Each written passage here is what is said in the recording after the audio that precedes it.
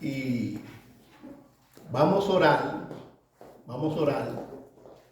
pidiéndole que el Señor use su palabra en esta hora. Que el Señor nos hable a través de su palabra. Vamos a orar y después leemos la palabra de Dios.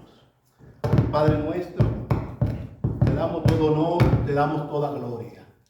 Te damos gracias, Señor, porque hoy tú nos has reunido aquí.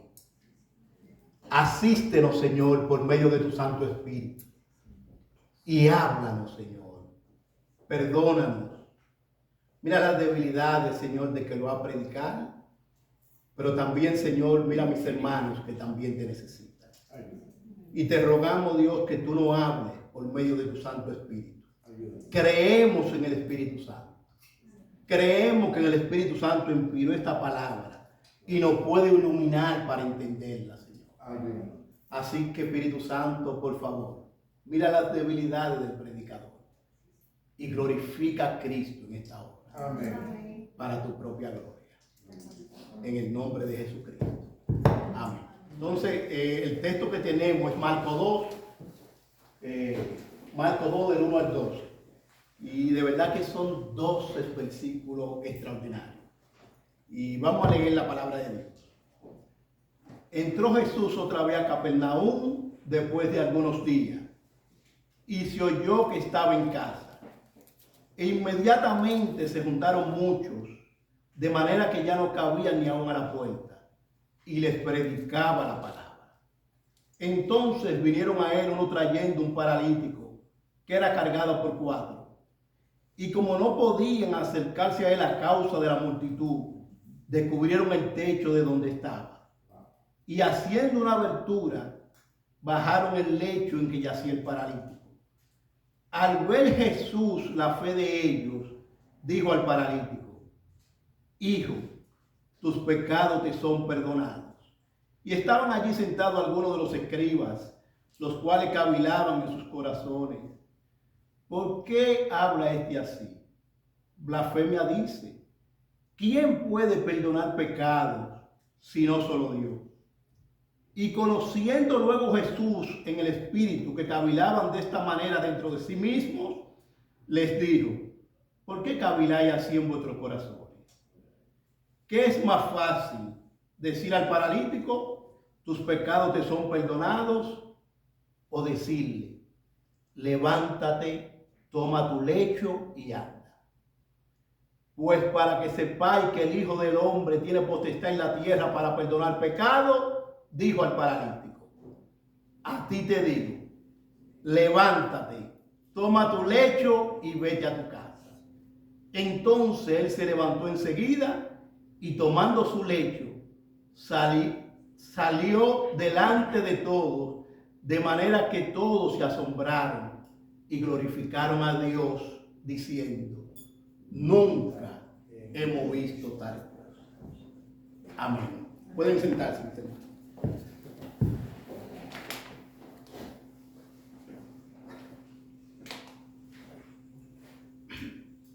La figura de Jesús ha sido objeto de adoración y estudio durante siglos. Y una de las características que los distingue es su autoridad para perdonar pecados. En este sermón exploraremos la base bíblica y teológica de la autoridad de Jesús para perdonar pecados, así como ejemplo de su ejercicio de esta autoridad durante su ministerio terrenal. Esta tarde estaremos mirando los primeros 12 versículos del capítulo 2 de Marcos y notarán que hay una frase en el versículo 10 que quiero usar como punto de comienzo. Pues para que sepáis que el Hijo del Hombre tiene potestad en la tierra para perdonar pecados. El tema de este sermón en particular es la autoridad de Jesús para perdonar y sanar. Y aunque los textos paralelos de Mateo y Lucas difieren en varias cosas, en este punto en particular están de acuerdo los tres. Para que sepáis que el Hijo del Hombre tiene potestad en la tierra para perdonar pecados. Los tres están de acuerdo en ese punto. Y quiero comenzar este sermón con una pregunta elemental. ¿Cuál es la mayor necesidad del ser humano? Piensen en eso, piensen en eso. ¿Cuál es la mayor necesidad del ser humano? Y quiero contestarla con una cita del pastor Charles Swindoll. Dice el pastor Swindoll, y cito: si nuestra mayor necesidad hubiese sido información, Dios nos hubiese enviado un educador. Si nuestra mayor necesidad hubiese sido tecnología, Dios nos hubiese enviado un científico. Si nuestra mayor necesidad hubiese sido dinero, Dios nos hubiese enviado un economista. Si nuestra mayor necesidad hubiese sido placer, Dios nos hubiese enviado un comediante. Pero nuestra mayor necesidad es el perdón. Por lo tanto, Dios nos envió un Salvador. Amén. Como cantábamos. Yo quiero que busquemos una cuanta Biblia, que abramos la Biblia para mirar unos cuantos textos, que lo miremos cada uno de nosotros. Hay otro texto que yo voy a seguir volado por ahí, por así decirlo. Pero aquí, en la base bíblica de la autoridad de Jesucristo para perdonar pecados, yo quiero que nos detengamos y todos miramos la Biblia. Si usted vino con su Biblia o vino con su celular o su tablet, la puede abrir. Y yo quiero que miremos en Marcos 10, versículo 45. Ahí yo quiero que nos detengamos un poquito en esos textos. No voy a explicar todo el texto, pero quiero poner esto como principio.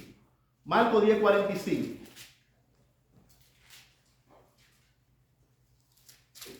Dice el texto sagrado: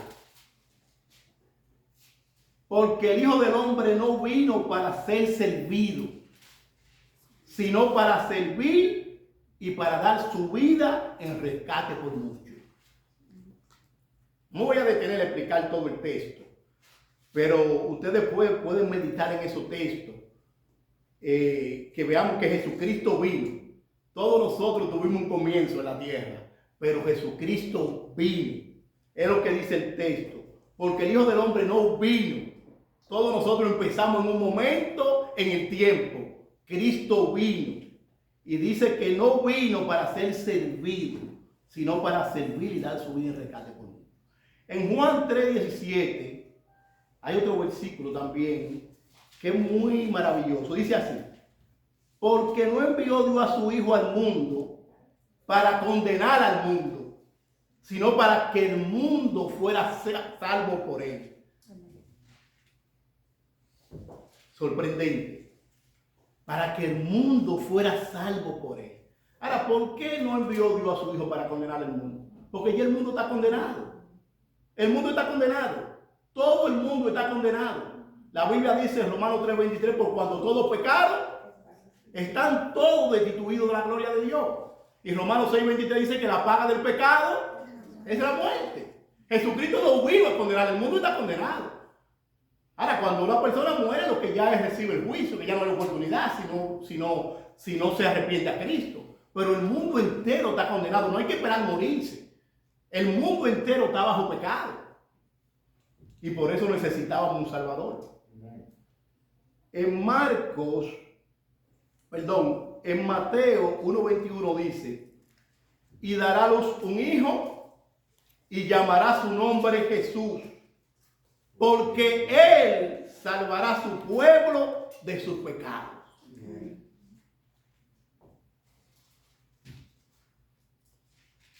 Gálatas 4, del 4 al 5. Un texto maravilloso. De verdad, un texto asombroso ese. Pero cuando vino el cumplimiento del tiempo, Dios envió a su Hijo, nacido de mujer y nacido bajo la ley, para que redimiese a los que estaban bajo la ley, a fin de que recibiésemos la adopción de hijos. ¡Wow! ¡Qué glorioso es Dios! ¡Cuánto amor vemos en Dios! Ahora, reconocemos que en este mundo caído hay problemas, hay necesidades. hay necesidades y la palabra de Dios lo dice claramente en Job 14:1. El hombre nacido de mujer, corto de días y atiado de sinsabores. Después que Adán y Eva pecaron, el mundo quedó maldito. La mujer, que era un deleite parir con dolores. Me acuerdo cuando mi esposa iba a parir su primera hija, la primogénita. Yo tengo la mano todavía. Todavía tengo la mano de los apretones que me dio. Yo te sabes, eso hace 20 y pico de años.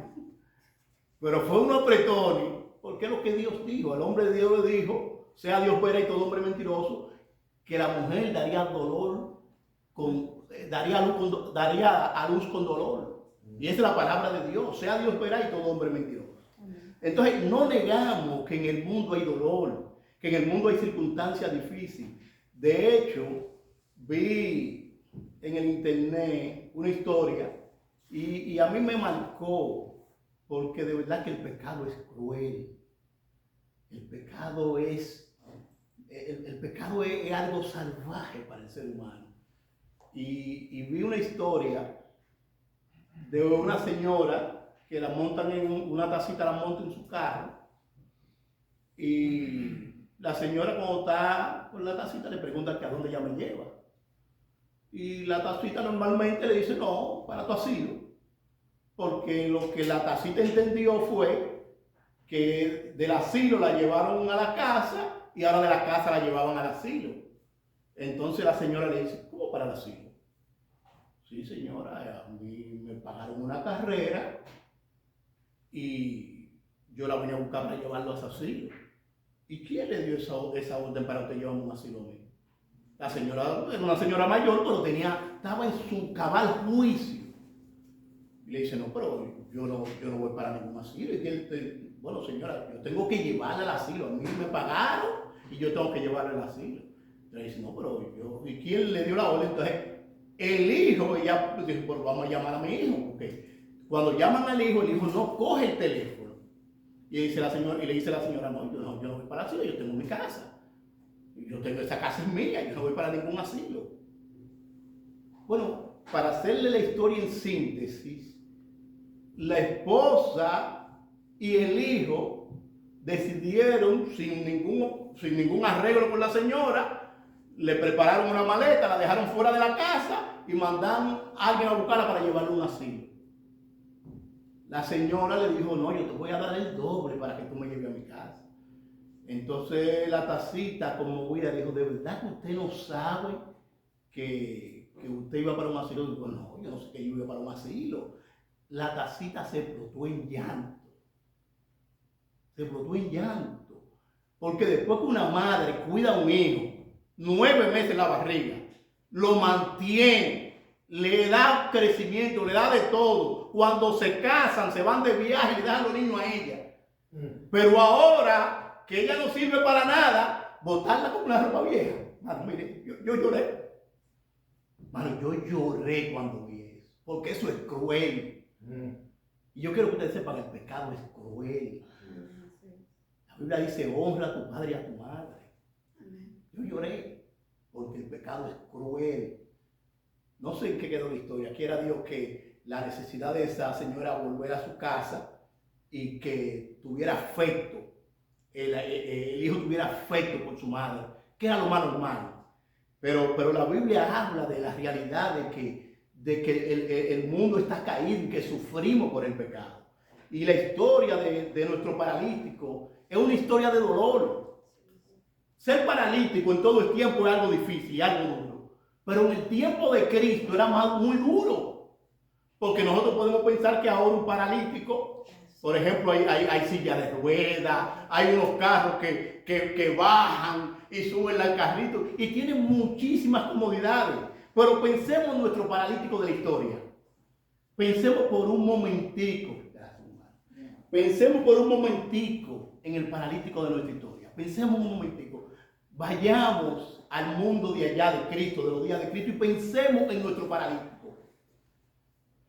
Cuando la familia iba para la sinagoga, ahí estaba él tirado en el suelo, mirando la pared. Bien difícil.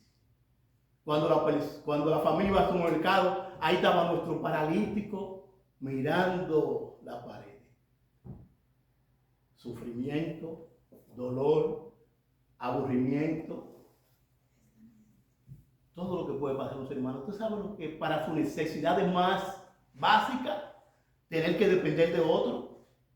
Bueno, había una necesidad real, una necesidad obvia, la de nuestro paralítico.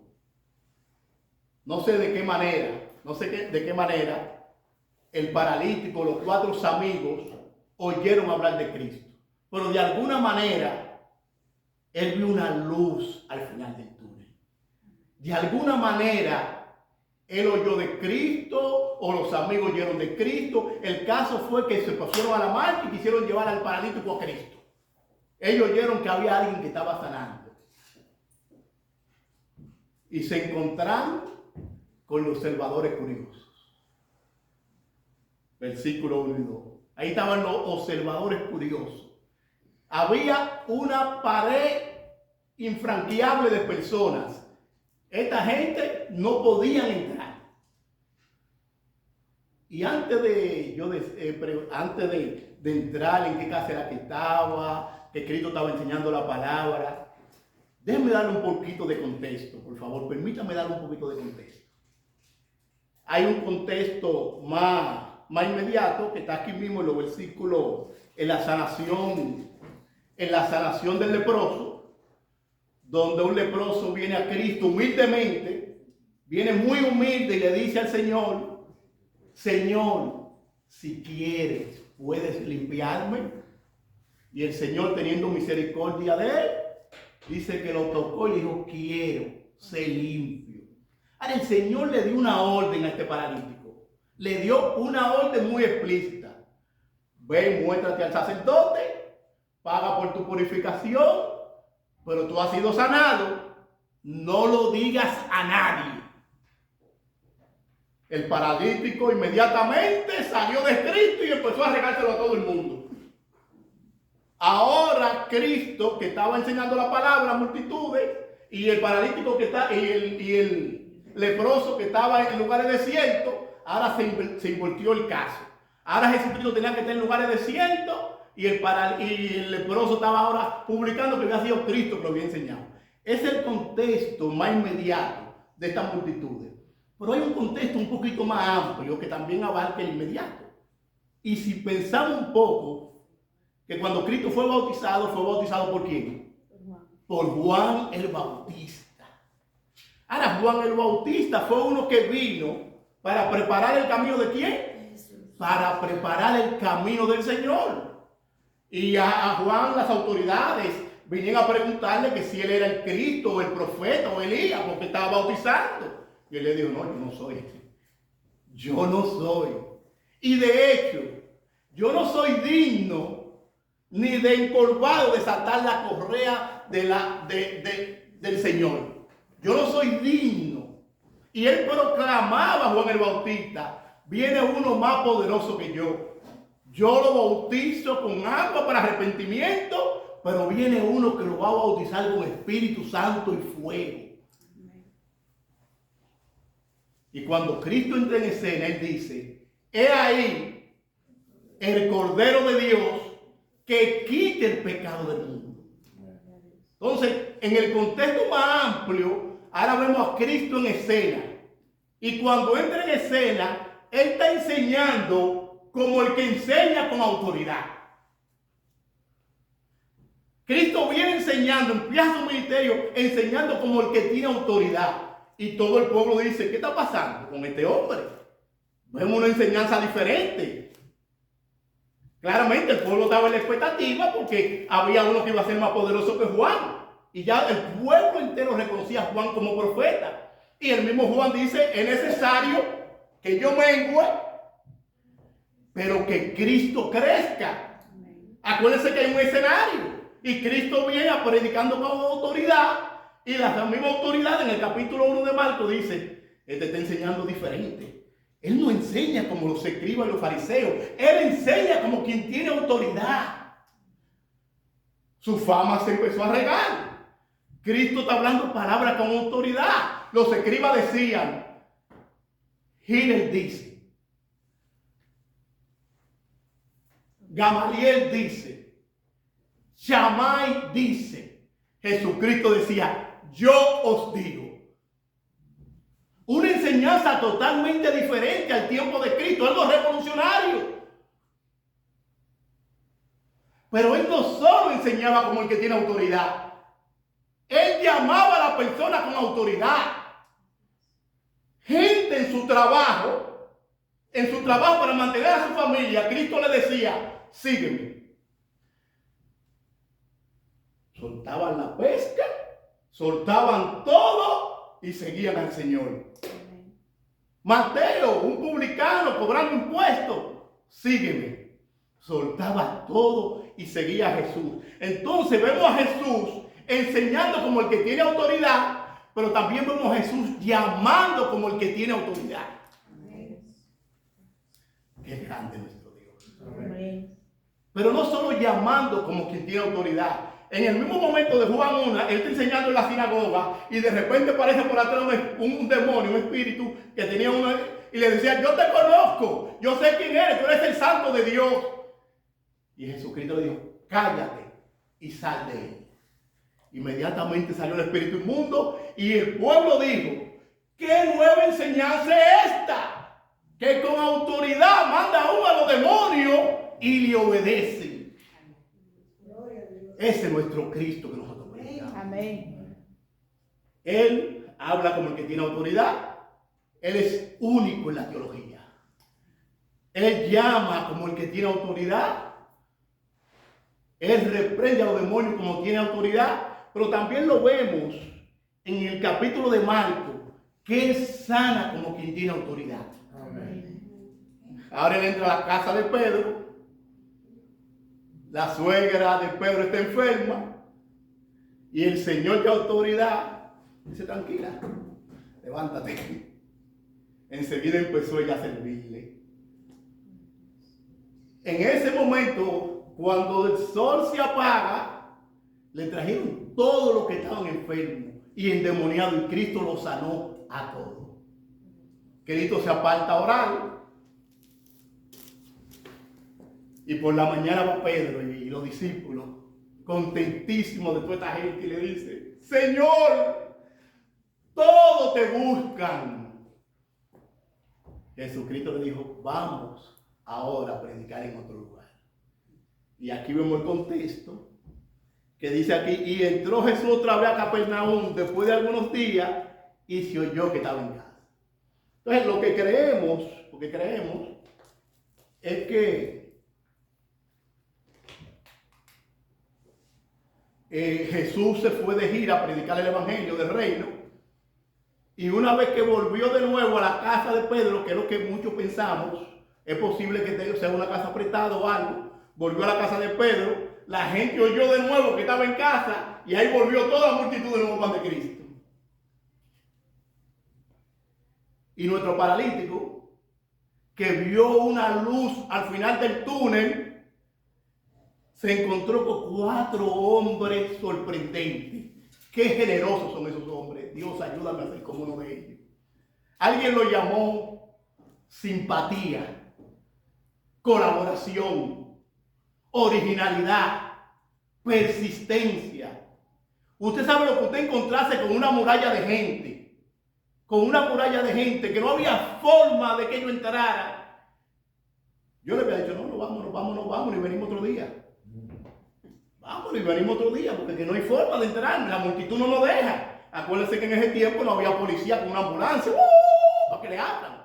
Ahí estaba toda la multitud, Cristo estaba predicando la palabra, ellos querían entrar a su amigo o a su pariente y no tenían forma de entrar. Yo una vez prediqué bajo el tema una fe que vence obstáculos, pero de verdad que estos 4 amigos y el paralítico tenían una fe que vence obstáculos. Ahí está la multitud. La casa en el tiempo de Israel no eran como ahora, que había que buscar una máquina para y romper y todo. Eran hechas de madera, de de paja de árboles y con un barro que no era tan difícil para romper el techo. Y las casas en ese tiempo tenían escaleras, y si no tenían escaleras, como estaban tan cerca la una a la otra, podía ser que se subieran a una, vayan brincando hasta llegar a esa casa. Bueno, estos cuatro amigos estaban decididos llevar a su paralítico a Cristo. Ellos no se iban a ir, no importa que había multitud, hasta que llegaran a Cristo. Y pensemos en este ser, hermano. Cristo está predicando la palabra, no sabemos lo que predicaba. Seguro el evangelio de la gracia, de arrepentimiento, que podemos decir por gracia, por fe, solo por Cristo. Cristo predicaba, ¿no? El texto no dice lo que predicaba, pero le predicaba la palabra. Ahí estaba la multitud y estaba Cristo predicando la palabra. Y de repente empiezan a caer ramas, empiezan a caer basura. Piensen en esa escena. Piensen en esa escena. Lo primero que nosotros diríamos, wow, qué imprudentes son. No podían ser más egocéntricos esa gente. No podían ser más mal educados. ¿Cómo van a romper una casa ahora? Una casa que yo la tengo prestada. Porque según creemos que es prestada, porque Cristo lo dice, que el Hijo del Hombre no tenía dónde recotar su cabeza. Él tenía un barco prestado, el de Pedro, para predicar. Hasta el burrito de ahora, el burro que entró, que tiraba, que hoy es domingo de Ramos, ¿no? Hoy es domingo de Ramos, hasta el burro que él entró a Jerusalén fue prestado. Y pensamos que la casa también era prestada. Imagínense la escena. Esta gente rompiendo todo ese techo. Cristo predicaba la palabra. Imagínense el silencio que hubo ahí, en lo que Cristo predicaba la palabra. Empiezan a caer todo eso, ramas, y de repente 4 hombres sacan la cabeza y empiezan a bajar un paralítico con una soga. ¿Qué sería lo primero que nosotros le vamos a decir a eso? Oye, pero ustedes no pueden ser más decentes. Oye, pero qué fuertes son ustedes 4. Entonces no solo rompen la casa ajena, ahora bajan una gente. Después de yo reprenderlo, yo lo voy a sanar. Yo le voy a decir algo primero. Oye, pero nuestro Señor, de verdad que uno se asombra. Uno se asombra con la compasión de Jesucristo. Porque el texto sagrado dice, el Señor mirando la fe de ellos. En vez de darle una reprensión, le da un elogio. El Señor mirando la fe de ellos. Bueno, y es importante detenernos en la palabra fe aquí. Es importante, porque la Biblia es explícita cuando dice, sin fe es imposible agradar a Dios. ¿Y qué es fe? La certeza de lo que se espera, la convicción de lo que no se ve. ¿Qué creían ellos 4? ¿Y qué creía el paralítico? Que Jesús tenía poder para sanar. Ahora, hay algo que a mí me sorprende.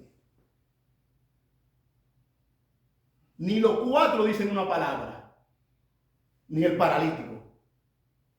Tienen al paralítico a los pies de Cristo y no hay una palabra, hay un silencio totalmente. Un silencio sepulcral, nadie dice nada. Hasta que Cristo rompe el silencio. Hijo, tus pecados te son perdonados. ¿What? ¿Qué pasó? Este hombre lo que necesita es ser sanado. ¿Cómo que tus pecados te son perdonados? Sí. Nosotros podemos pensar que claramente había una necesidad genuina en este hombre. Este hombre estaba inmóvil, estaba paralizado y había una necesidad genuina, pero no era la mayor necesidad de él. Si Cristo lo hubiera sanado y lo despacha sin perdonarle los pecados, ese hombre se había perdido por toda la eternidad. Se había perdido por toda la eternidad. Cristo fue a su mayor necesidad. Ahora, entendiendo también el contexto, es muy posible que este hombre tenía un anhelo de ser perdonado. Ahora, ¿por qué? ¿Cómo veían los judíos a una persona que pasaba una situación difícil o una circunstancia difícil? Los judíos ligaban esa situación difícil directamente de una vez con el pecado. Directamente con el pecado. Si ustedes se acuerdan con el ciego que Jesucristo sanó en Juan, los discípulos se le acercaron a Jesucristo y le dicen: Señor, ¿quién pecó? ¿Su padre o él en el vientre para que naciera ciego? Ellos hacían esa relación. Si leemos uno de los libros más antiguos de la Biblia, el libro de Job, miramos también que los amigos de Job le decían: te está pasando todo lo que te está pasando por tu pecado. Fue que tú pecaste contra Dios y por eso te está pasando. Pero no solo los judíos pensaban así. Si miramos también cuando Pablo estaba en la isla de Malta, ellos son salvados milagrosamente, y cuando llegan a la orilla, Pablo está prendiendo un fuego, una leña, y viene una serpiente y lo pica. Estos son personas que no tenían conocimiento de Dios, dicen ellos. Wow, de verdaderamente este hombre es un homicida. Salvado del agua, la justicia no lo dejó vivir. Ellos entendían que ese hombre era lo peor. Pero al ver que no le sucedía nada a Pablo, que no cayó muerto porque lo picó una víbora venenosa, cambiaron de opinión y dijeron: bueno, que este hombre es un Dios. Pero lo que quiero enfatizar es que en el mundo judío, cualquier situación difícil era algo que ellos lo asociaban con un pecado directo. Y es posible que aparte de todo su dolor, de todo el sufrimiento del paralítico, había este estigma en él, que era un pecador. Que él estaba así paralítico porque era un pecador. Ahora, es maravilloso que el paralítico no le importó la vergüenza, no le importó el estigma que pudieran decir. Él quería estar cerca del Señor. Él quería estar cerca del Maestro. Y ahí estaba a los pies del Maestro. Y el Maestro le dijo: tu pecado te son perdonados. Ahora vemos que entran en escena los observadores maliciosos. Estaba en el grupo. Ahí estaba la multitud, pero había un grupito en particular que Lucas lo describe, que vinieron de Jerusalén, de Galilea, de Judea, y estaban ahí, eran los intérpretes de la ley, los escribas y los fariseos. Y ellos no pensaron nunca, no tenían en mente que el que ellos tenían ahí delante de ellos no era un mero hombre común, era alguien único, diferente a todos nosotros, parecido a nosotros, pero no era como nosotros. Y dicen ellos: ¿por qué habla este blasfemia? Está blasfemando. Y según Levítico, Jesús lo que merecía ser apedreado. Porque ellos decían: ¿quién puede perdonar pecados si no solo Dios?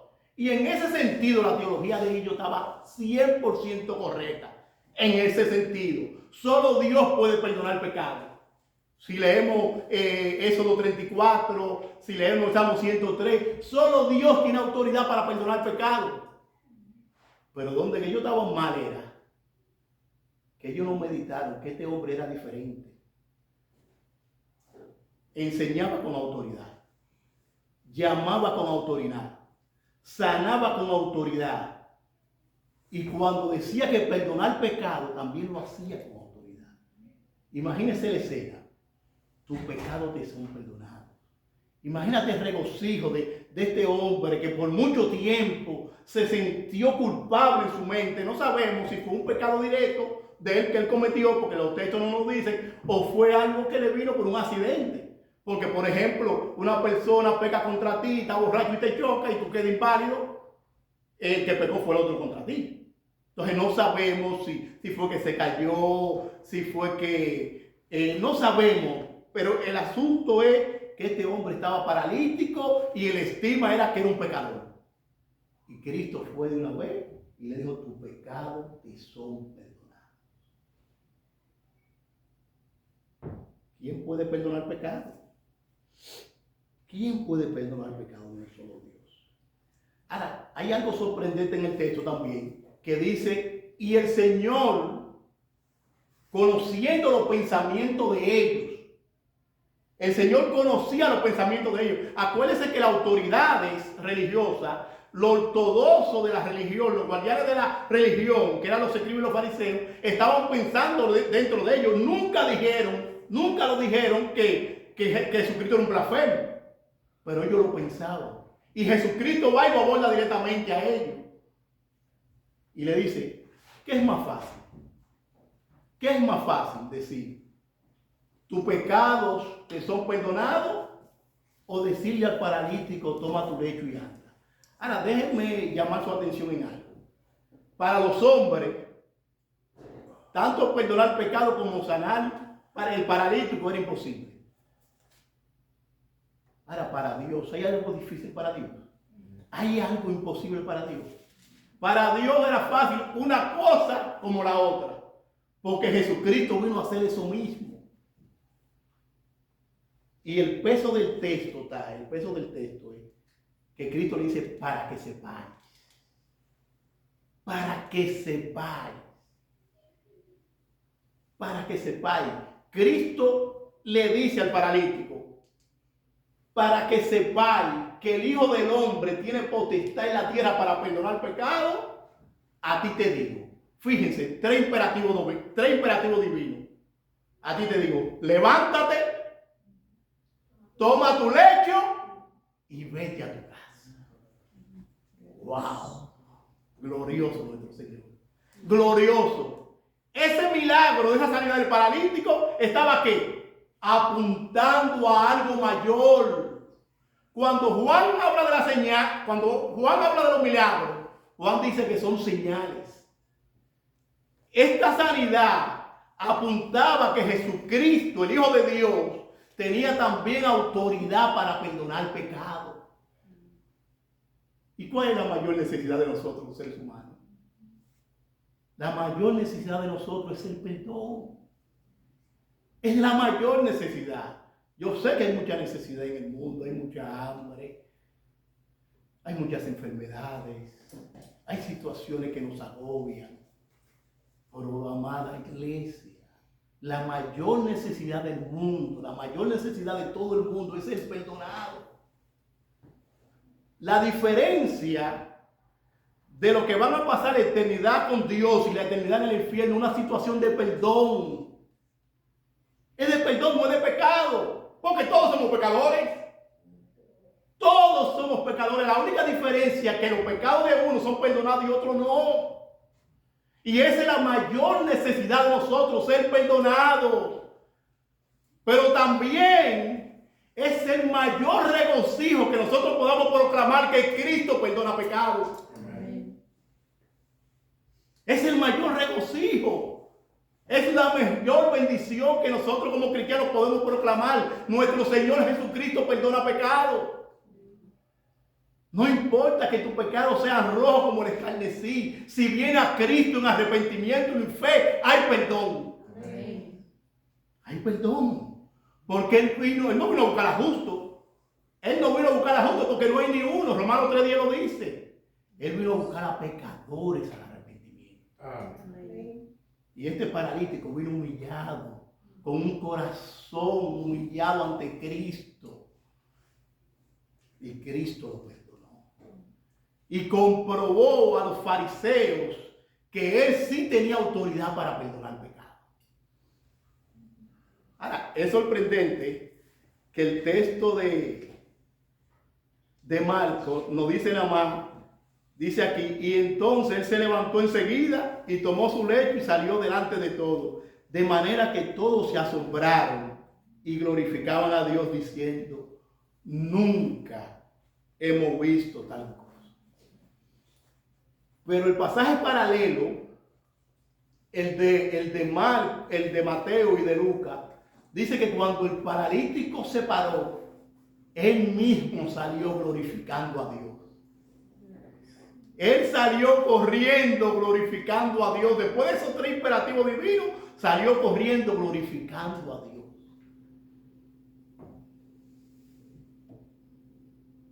el pueblo que estaba ahí también glorificó a Dios. Cristo es Dios. Y como Él es Dios, Él tiene autoridad en la tierra para perdonar el pecado. Juan 1:1 lo dice. En el principio era el verbo, y el verbo era con Dios, y el verbo era Dios. Colosenses 2:9 dice que en Cristo habita corporalmente toda la plenitud de la deidad. Nuestro Señor Jesucristo es el Rey y tiene autoridad para perdonar. Y amigo, no hay un pecado que Cristo no perdone. Cualquier persona que venga en arrepentimiento y fe se encontrará con el gran Salvador misericordioso. No importa lo que esté pasando, no importa tu circunstancia, tu mayor necesidad es ser perdonado. Y Cristo vino a perdonar. Y podemos hacer una aplicación rápida, pero hay una sobre todas que yo quiero señalar. En esa historia, ¿a quiénes nos parecemos nosotros? Pensemos un poquito. Aquí está la multitud, aquí están los 4 amigos, está Cristo y están las autoridades fariseos. ¿A quiénes nos parecemos? Piense un poquito, ¿a quiénes nos parecemos? A la multitud que no da acceso a Cristo con nuestras actitudes. No, yo me parezco a los amigos del paralítico, que estoy llevando personas a Cristo. Quiera Dios que así sea, que Dios nos ayude a ser personas que llevemos personas a Cristo para que conozcan a Cristo. Ahí están los fariseos también, que nada más están mirando, déjame ver qué dijo mal, déjame estar mirando a ver qué dijo mal. Pero está el gran Dios y Salvador, que nos dio ejemplo de misericordia, nos dio ejemplo de gracia. Pero hay algo que es lo que a mí me ha impactado de esta narración, y es que el Señor Jesucristo es claramente que hubo alguien que recibió un beneficio. Él recibió perdón en la tierra, y se fue brincando para su casa. Alguien recibió un beneficio. Pero el propósito mayor era que Dios iba a ser glorificado. Amén. Ese era el propósito mayor, que Dios iba a ser glorificado. El pueblo glorificó a Dios, el paralítico glorificó a Dios y todos se maravillaron. Y Cristo dijo en Juan 17, Padre, yo te he glorificado en la tierra. Y cuando yo leí el pasaje, yo digo, Señor, ayúdame a glorificarte. Porque cuando nosotros vivimos para glorificar a Dios, eso cubre todo. Cuando todo lo que yo hago sea para la gloria de Dios, eso cubre todo. Y en mi propia vida, yo le digo al Señor, Señor, yo quiero amarte más. Yo quiero servirte más. Yo quiero entregarme más a ti. Cambia mi corazón. Que Dios nos ayude y que nuestros afectos, nuestro amor aumente hacia nuestro gran Dios y Salvador Jesucristo. Que Dios nos ayude, hermano. Y esa es mi oración. Que nosotros como iglesia, todo lo que hagamos, lo hagamos para la gloria de Dios. Amén. Para que Dios sea exaltado, para que Cristo sea glorificado. Y un día, cuando nos paremos en su presencia, oigamos una voz que va a sonar como campana en nuestro oído. En lo poco me fuiste fiel, en lo mucho te pondré. Entre en el descanso de tu Señor. Inclinemos nuestros rostros. Padre, te adoramos y te damos todo honor y toda gloria.